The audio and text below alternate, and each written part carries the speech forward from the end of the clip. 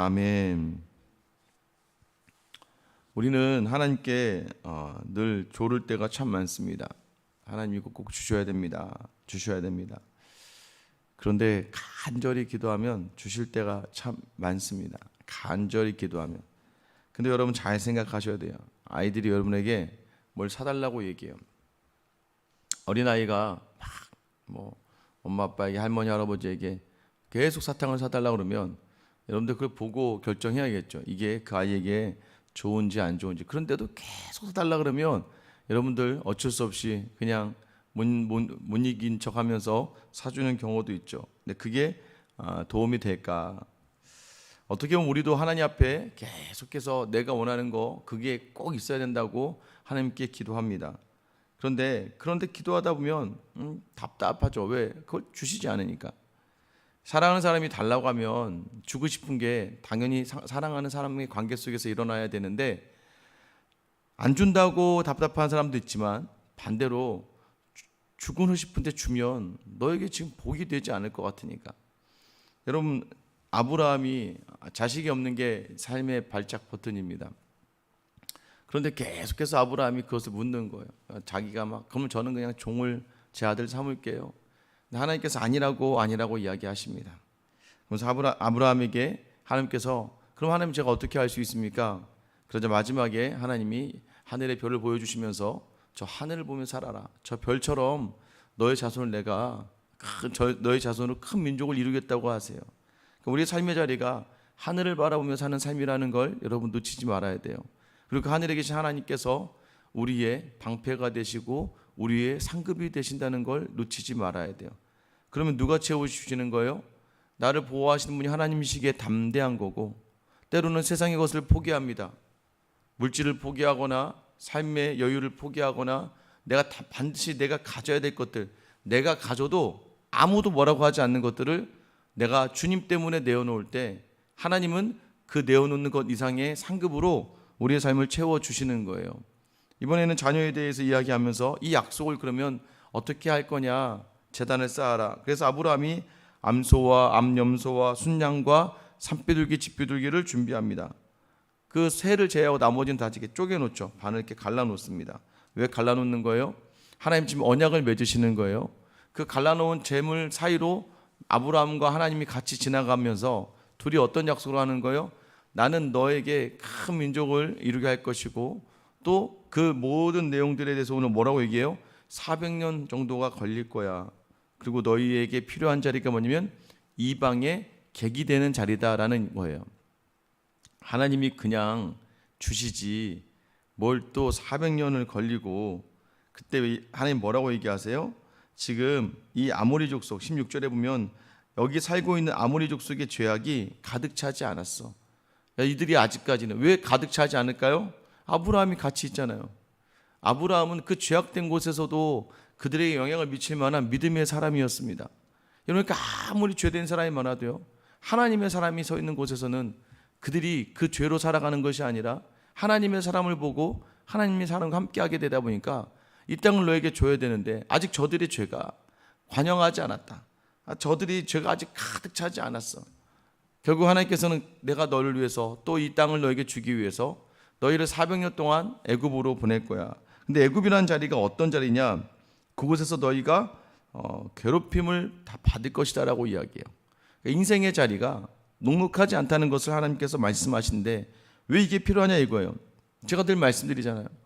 다윗과 사울의 가장 큰 차이, 똑같이 왕으로 기름 부음을 받았고 똑같이 영이 임합니다. 사울도 하나님의 영이 임해서 예언을 하고요, 다윗도 하나님의 영이 임하면 수금을 탈 때에 악령이 쫓겨나는 거예요. 여러분, 그런데 똑같은 영을 받았음에도 불구하고 그 둘이 하나는 늘 하나님의 마음을 어렵게 하고 하나님을 멸시하고 경멸하는 자로 서게 되고, 한 명은 늘 하나님 마음에 합하고 하나님을 사랑하고 찬양하는 자가 되었습니다. 가장 큰 차이가 뭐라고 제가 말씀드렸어요? 바로 훈련이 있었냐 없었냐예요.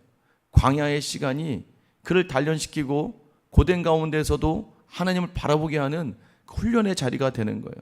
온전한 순종은 그래서 광야와 같은 삶의 훈련에서부터 나온다는 거예요. 여러분, 그래서 이스라엘 백성을 애굽으로 보내면서 400년을 종살이하게 하지만 그 400년의 종살이하는 그 자리를 통해서 하나님 그들을 구원해 주셨다는 구원의 감격과, 그래서 6월절을 이들의 가장 중요한 절기로, 다시 얘기하면 그 6월절을 기억하는 그들에게 예수 그리스도라고 하는 온전한 참 자유의 예수 그리스도 자신의 주님을 허락해 주시는 거예요. 여러분, 그러고 나서 그들이 광야를 또 지나옵니다. 마치 하나님은요, 우리의 삶을 통해서 우리를 그저 두지 않아요. 왜냐하면 여러분, 우리는 그래요. 많은 사람, 여러분 열이면 열 똑같이 하는 얘기 뭔지 아세요? 아우, 나한테 로또 주면 나는 정말 잘 쓸 수 있는데. 근데 열의 여덟이 로또 때문에 망하는 집이 더 많대요. 여러분, 예를 들면 그겁니다. 나는 복이라고 생각하지만 그게 과연 내게 주어졌을 때 나는 그 복을 마음껏 하나님이 기뻐할 만큼 사용할 그런 준비가 되어 있는가? 언제 그게 가능하다는 거예요? 훈련이 되어지고 그 광야 속에서도, 고난 속에서도 감사하며 고난의 그 순간순간마다 주님을 경험하고 주님과 함께하는 그 사람이 나의 삶의 자리가 물질의 풍요로움과 또한 능력의 풍요로움을 채워졌을 때조차도 하나님 향한 마음을 잃지 않을 가능성이 많다는 거예요. 그래서 하나님께서는 자기 백성을 친히 그를 인도하십니다. 그러나 오늘 뭐라고 이야기해요? 내가 너희가 섬기는 나라를 징벌할 거야. 그러니까 애굽을 치고 너희 큰 자손이 재물을 이끌고 나오게 될 거야 라고 이야기하는 거예요. 이 말씀이 어떻게 이루어졌습니까? 출애굽기에서 이루어지죠. 출애굽기 12장 35절 36절에 보면 이스라엘 자손이 모세의 말대로 하여 애굽 사람에게 은금 패물과 의복을 구하며 여호와께서 애굽 사람들에게 이스라엘 백성에게 은혜를 입히게 하사 그들이 구하는 대로 주게 하심으로 그들이 애굽 사람의 물품을 취하였더라. 내가 했잖아, 네 백성들이 400년에 나올 때는 큰 재물을 가지고 나올 거야. 근데 그걸 어떻게 이루어지냐면 하나님께서 이 애굽에 재앙을 내리면서 애굽 사람들을 무섭고 두렵게 한 다음에 이들이 구하는 대로 다 주겠다는 거예요. 야, 이거 줄 테니까 나가라. 너희 무섭다. 야. 여러분, 결국 하나님은 어떻게든 약속을 지키시는 분이라는 거예요. 그리고 아브라함에게 15절에 보면 너는 장수하다가 평안히 조상에게로 돌아가 장사될 것이요. 하나님 이걸 약속해 주시는 거예요. 내가 400년 후에 너에게 이 땅을 줄 거고, 내가 너에게 그 민족, 너의 자녀들의 민족이 나올 때는 큰 재물을 이루게 할 거고, 너는 장수하다가 너희 조상에게로 돌아갈 거야.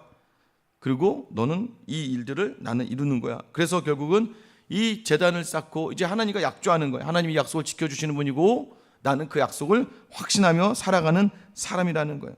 자, 그런데 중요한 건 17절에 보세요. 해가 져서 어두울 때에 연기나는 화루가 보이며 타는 횃불이 쪼갠 고기 사이로 지나더라 라고 되어 있어요. 여러분, 지금 아브라함 뭐하고 있어요? 12절 해 질 때 아브라함에게 깊은 잠이 임하고.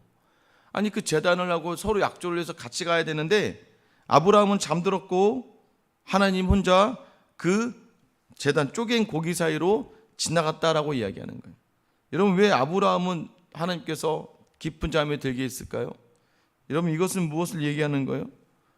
아브라함은 하나님께서 알고 계시는 거예요. 아브라함아, 너는 약속을 못 지켜. 너랑 내가 여기 지나가다가 만약에 네가 약속을 못 지키면 나는 너를 죽여야 되는데, 이런 쪼갠 고기라는 건 뭐냐면 이 사이로 지나가면서 서로의 약속이 깨졌을 경우에는 이 쪼갠 고기와 같이 그 삶을 쪼개버리겠다는 거예요. 하나님은요, 뭐예요? 너는 못 지킨다. 너는 나와의 약속을 못 지켜. 그런데 나는 약속을 지키지. 그래서 하나님 홀로 지나가시는 거예요. 마치 오늘 예배를 드리지만 우리는 늘 하나님 앞에서 하나님, 저는 이렇게 살아낼 거고요. 저는 이렇게 하나님께 드림의 삶을 살 거고요. 하나님 앞에 이렇게 성실한 삶을 살 거예요 라고 기도하지만 하나님은요, 알고 계신다는 거예요. 네가 지금은 컨디션이 좋구나. 네가 지금 건강이 좀 있구나. 네가 지금 상황이 좀 있구나. 여러분 그러지 않아요? 새벽기도 나올 때면 여러분 어떻게 나오세요? 가능한 한 제가 이 기도 자리에 빠지지 않고 나올게요. 그러니까 여러분 함부로 우리가 우리 자신을 자랑하면 안 돼요. 여러분 지금 수많은 믿음의 사람들, 아니죠, 세상의 사람들 마찬가지고 모두가 무너지는 이유가 뭐예요? 너무 확신 있게 얘기를 해요. 근데 결국 지키지 못해요. 그러니까 비난의 자리가 되는 거예요. 믿음을 자랑하는 게 아니에요. 믿음은 내가 하는 게 아니거든요. 여러분, 난 이렇게 기도할 거야. 난 이렇게 성경을 읽을 거야. 난 이렇게 남을 도울 거고, 난 이렇게 봉사하고, 나는 이렇게 섬길 거야. 여러분 그거 1년, 2년, 3년, 4년, 5년, 6년, 10년, 20년을 보고 결정하는 거예요. 근데 그것도 20년 하다 못하면 안 하는 거잖아요. 우리는 함부로 우리 자신을 자신하면 안 되는 거예요. 왜? 우린 죄인이고, 우린 연약하고, 우린 부족합니다. 그래서 늘 기억하셔야 돼요. 지금 아브라함에게 얘기하는 거예요. 야, 이거 어기면 죽어. 100% 죽어. 그래서 하나님이 죽음의 길로 아브라함을 보내지 않는 거예요. 하나님은 그냥 아브라함이 자기가 말한 것 그냥 그걸 믿어라. 믿는 정도. 그리고 아는 것 정도만 있어도 너는 괜찮아. 여러분, 여전히 오늘도 하나님께서 우리 원하시는 것은 무엇입니까? 하나님이 그저 어떤 분인지를 알라는 거예요. 그러면 된다는 거예요. 오늘 시작할 때 15장 1절 1절 보면 내가 너의 방패고 내가 너의 큰 상급이다. 이거 그냥 알기만 해라. 지키려고 하지도 마. 성실하게 나에게 막 예배하려고도 하지 마. 왜? 너 못한다. 그러다가 또 삶의 결핍이 생기고 삶의 고난이 다가오고 또 때로는 삶의 어려움이 생기거나 오히려 삶의 것들이 풍성해졌을 때 나를 잊고 살아가는 게 인간이라는 존재라는 걸 하나님이 이야기해 주시는 거예요. 그래서 하나님 뭐예요? 나는 너를 절대 죽이지 않아.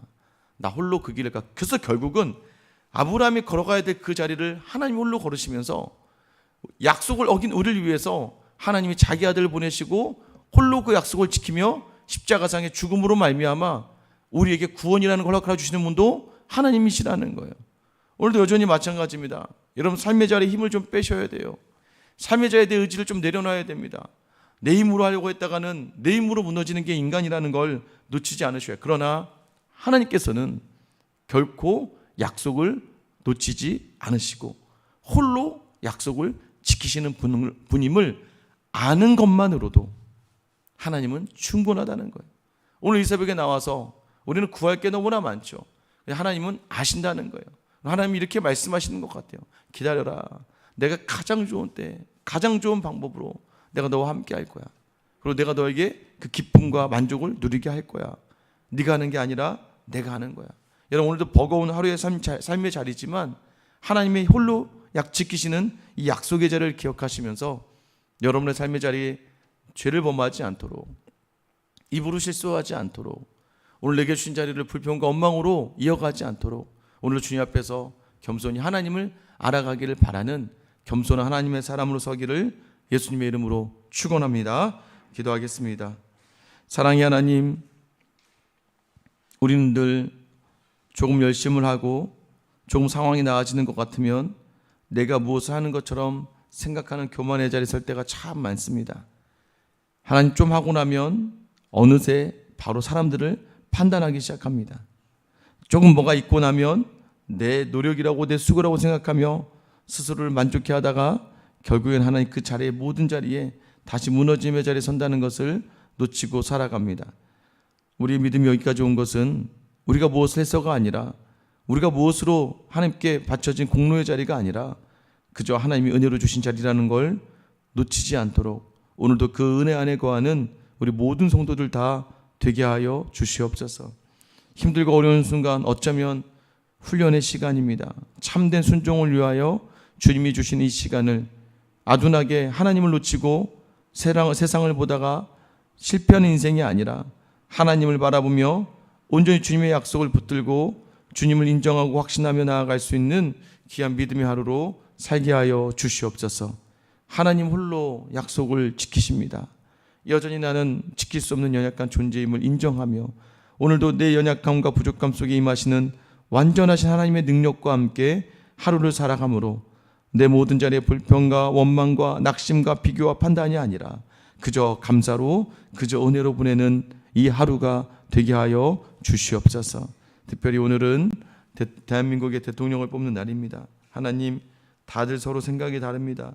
다들 서로가 맞다고 이야기합니다. 그러나 사람은 늘 틀립니다.